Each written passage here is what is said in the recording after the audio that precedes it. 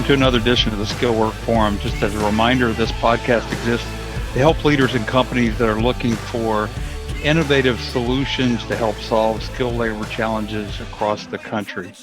I'm Tim. I'm joined with my partner again, Brett from Skillwork. And today, we're going to really be talking about some of the challenges business leaders and companies are facing out there in our efforts to return to normal operations. Been tagged Reopening America. We're starting to see some clear challenges that are coming into focus, many of which are very tangible and things we can plan for and take action. But a second type is the more intangible things that perhaps are even more challenging. So we're going to kind of delve into that topic today and hopefully give you some things to think about and generate some thought within your own organization. So Brett, this whole COVID thing, obviously it's an 800-pound gorilla. We're still facing it. The Reopening of America centers around companies trying to respond to the COVID impacts of getting their organizations up and running again. It seems like, you and I were talking, this COVID thing just seemed to happen all at once. I mean, I took a trip in early March and I got back in next thing I know, everything, the whole world changes. So the starting of this kind of shutdown happened like we fell off a cliff, but the start back up seems to be happening kind of at a more phased approach regionally and across the country and by industry, right? Yeah, no, absolutely. It's, to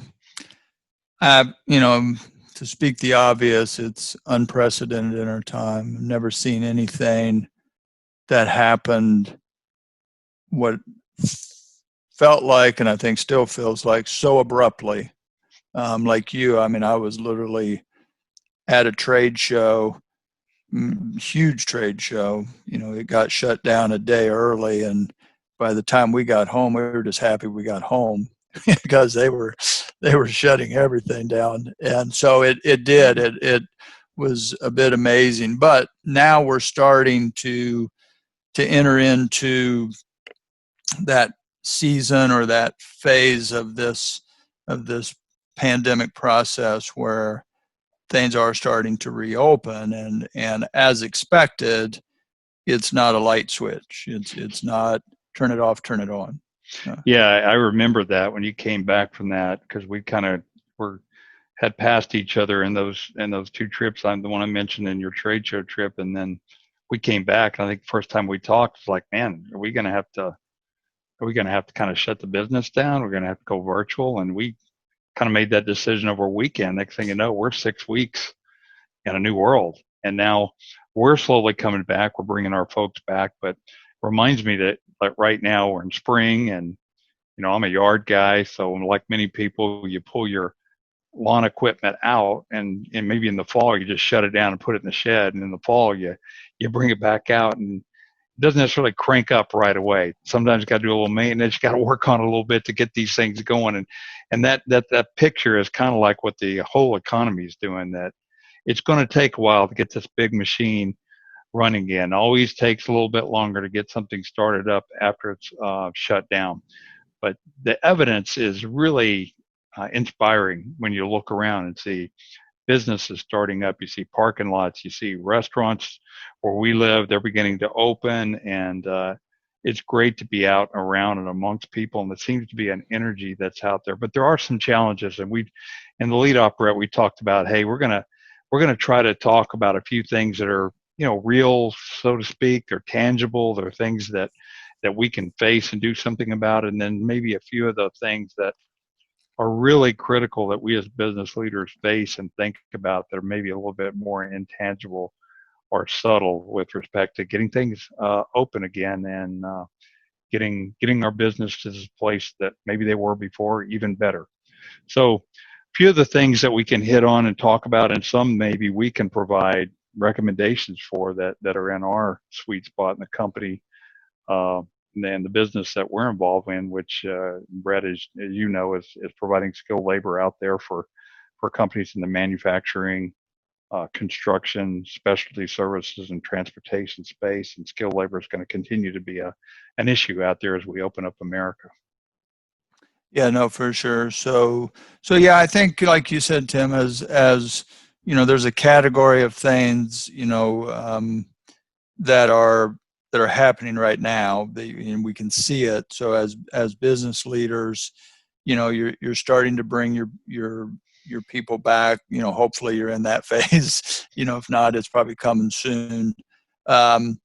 Where you're bringing them back, and with that, there's this, you know, how do you bring them back? How do you set up the office? If you're even if you're a manufacturing facility or a construction site, how are you going to, what kind of new requirements, what kind of cleaning and separate, there's real tangible things that you have to look at. And I think it's good, uh, it's good business practice, no different than any safety guideline. Obviously, we put guards on pieces of equipment, for a reason, and it's similar, types of things here, so I think those are really tangible things. I've been to a couple construction sites, during this time, and clearly, I've seen everything from, obviously, I've really cut down the number of people that didn't need to be on the job site coming to the job site. You've got to check temperature, you've got to fill in, you can't have left the country. You've got, even in some cases I've seen where they've got them working in smaller teams inside the site. So these are all, like you said, these are tangible things on straight. The manufacturing, especially in the essential world, has been well documented on the level of steps that they're taking to protect the workforce. From plastic, from shields to plexiglass to temperature control, and quite a few other things. So I'm Yeah, going to let you jump yeah, in there. So. yeah. I was going to say for sure in that one we've got some specific experience. A lot of our partners are in the food manufacturing space, and we've seen this up close and personal in the so-called essential workforce. I'm sure people that are out there feel like them, regardless of their business, it's essential, and we feel the same way. But there were those that were identified early on as critical to the country, and as we partnered with them, we've been able to see them put these things into place, and some practical things that have worked, and so some lessons learned that we can take from there. Particularly, how do you bring back employees that may be deemed at a higher risk? And the CDC and other trusted sources of information have identified those 60 and older as higher risk based on the data that's come in right now.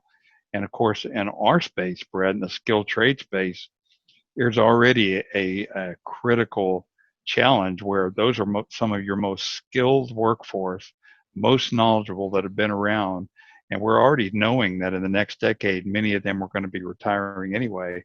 Well, if that now gets pulled to the left, or happens sooner than you anticipate because of this at risk, how do you plan for that? How do you augment your workforce if a third of your people who are considered crucial to your business are at risk? Do you put them at risk, or do you what are some things that you can think about doing in order to mitigate that, Brett? Yeah, no, for sure. It's like we're saying, there's, as a business leader, business owner, whatever the case may be, you're kind of going through this list of things that you didn't have to think about before you have to do. And this specific one, Tim, that you're referring to, I think as businesses, you have to make that decision. What it's become um, pretty well accepted that there's a higher risk group out there. Some the are at less risk than the aged population, and I'd like to think that 60 is not that aged, but that's just a reality. So as a business, or as a business owner, and some of these large companies are already making that decision, without sounding like a commercial, Tim, as we try just to provide, kind of thought into the skilled talent space, but it's a reality. It's something that we're dealing with every day right now as companies are making that decision to say, hey, we're going to be very protective of this group, and that reality has created, okay, that's fine, but we still need to run our facilities, or we need to run our job site at pretty much full go. And so they have come to us as somebody who is specific to providing uh, very high level skilled trade, across the country, to say we need a solution, we need help, and we're actively, as you know, Tim, this is we're blessed that we've been very busy because of being able to provide that service and that talent to these facilities, which in turn allows them to really protect their workforce. Yeah, I mean, it's a companies that have kind of been leaning forward. I consider them pretty innovative, that they've noticed, or they wanted to take care of their employees, the at-risk employees, as you call them, but they know they have to go. So they're reaching out for us as a way to help mitigate some of that loss. And we've been able to search across the country. And as people know, the unemployment rate is rather high right now as a result of COVID. So there's some very, very skilled and talented technicians, skilled craftsmen around the country that are ready and willing and looking for work. So we're able to make sure that those guys who need the opportunity to go back to work, they want to help, get things going again. And we connect them with our clients who are likewise trying to get things going, but need a temporary solution to be able to get them over the hump. So that's exactly what we do. That's one way that we can help mitigate, some of these challenges of reopening, and help companies kind of get up and running again, so that they have the time and opportunity to think through some of these other risks. Now, there's other things that could be your restriction. Maybe it's not your workforce at risk. It could be supply chain. The supply chain you had before this is no longer there, or it's backlog. So, you got to look at more creative or more different supply chains, and that could create opportunity if you were a supplier, and you may be, but you may also be in a place where you are dependent upon that. So, looking for new opportunities for supply chain, that's one of the things we've heard could be a real hindrance to getting going. And some companies, frankly, they're in a place right now where their operating capital is a little bit limited due to this two-month shutdown. So what are some creative things you can do to get over the hump there? So there's a list of things, Brett, that companies can look at and that they're facing right now. I think the main recommendation is, for your specific company, what are the real tangible things that are going to prevent you from operating for the next 60 to 90 days? Identify what those are, and put some plans and actions in place right now to get the engine started. Yep. No, absolutely. Yeah, Tim, I'm kind of, when I don't want to belabor the point, but you hit on something that I think is very real right now. It's a very unique time. It's you've got we've been able, I spoke to a young man today that we were able to place into a job of a facility that fortunately has been able to continue running throughout this pandemic, and this young guy, I'm pretty confident, based on his skilled trade set, never imagined himself to be out of work, but because of COVID, his facility where he was at got closed, and so he suddenly was in a spot and needed to go back to work and had no certainty. So, as a business leader, this is the shortage of skilled trades is as obvious to most people that are in this space as it could be. Now you're in a time where suddenly you're going, is this the right time to be thinking about that? And I would just say, right now there's some talent out there if you can think outside the box and think about, hey, we are going to come out the other side of this. If there's an opportunity to pick up some talent, through a company like ours, or wherever you find it, I would encourage you to do so. Yeah, and I think that the idea that thought of some of these companies is like, well, I don't want to hire because some of my people may be coming back in 6 months, 3 months. I'll limp along. Well, you may be missing opportunity for your company to really take advantage of this reopening. Why not look for an alternative strategy that gets you across the hump or over the hump?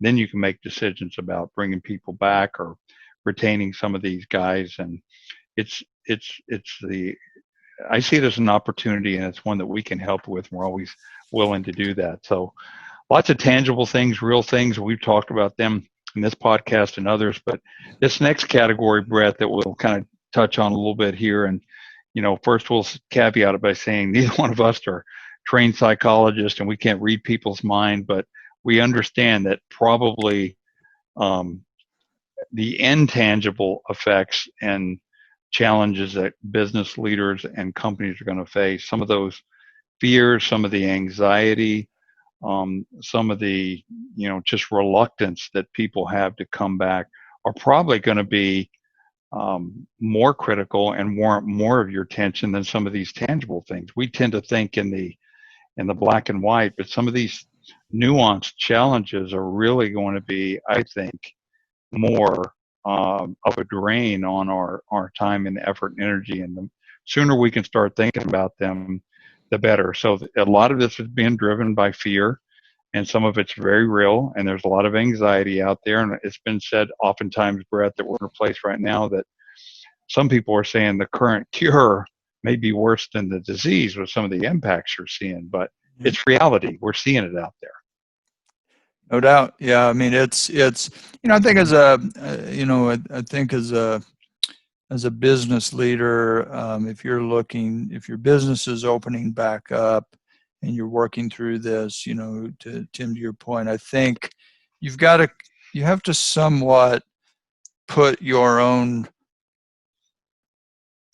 everybody's got an opinion on this. And so you have to somewhat park that to the side a little bit and find the right balance, which is you're going to have some people who thinks this whole thing's so overblown and so crazy and let's just get back to work. And so you just throw them all back in the mosh pit and let's go. Or you go the other side where maybe you are the leader and you're the one who is really, really concerned, whether it's because, hey, I don't know how we're going to manage through this and so on. Either side, I think you got to strike the balance of one, being very clear, being very empathetic, of people's feelings. You don't want anybody to feel, somewhat bullied into not having any fear of this. Tim, in our office, I mean, our recruiters, set in a line of cubes, and so we could have left it just the way it is, have them right next to each other, but we separated them. We're fortunate enough we had the space. We were able to do that. We've been very clear and communicated. We've cleaned more. We let guys ease their way back. And so I just think, there's plenty of stuff. There's lots of podcasts that talk about, to be a good leader, you need to be empathetic anyhow. I think in this season, if you're not, you need to find it. And so. Exactly. Yeah. And I think it's really important, like you said, Brett, strike that balance and recognize everybody has their own personal risk threshold. And some of that is you can't change a person's perception about how they perceive the risk that they're facing. You can be very clear about communicating concern and putting tangible things in place to make sure people know you care about them as individuals. Make sure that you're expressing that care for them. Don't tolerate any negative peer pressure in your organization, either way, because there's shaming that takes place, for people that aren't somehow going overboard with this, so to speak. And likewise, there's also shaming on the other side, like you're going overboard. So, don't tolerate, just like anything else. We have a policy, like many companies do, where we don't tolerate any sort of harassment. Well, this is a form of that. Just communicate to your people that you treat everybody with respect and where they are, and you just consider that and try to make um, accommodations for all of your employees. And I think the best thing that we can do as leaders is stay informed with trusted sources, know what's going on, and be able to segregate our own personal feelings and the own personal editorials and our own opinion. That's always going to bleed in, but be careful on what you focus on and what you can control, and make sure that you're following that so your people understand, and communicate positively. And I like to look at statistics, and if you look at the statistics of this, it's actually trending in a very positive direction. And we have very clear indications that this thing is moving in the right direction. We have a good handle on it. So communicate positively, and implement some of those safe practices, and be proactive, as you were saying, Brett, about some of the things that we can encourage our folks to do.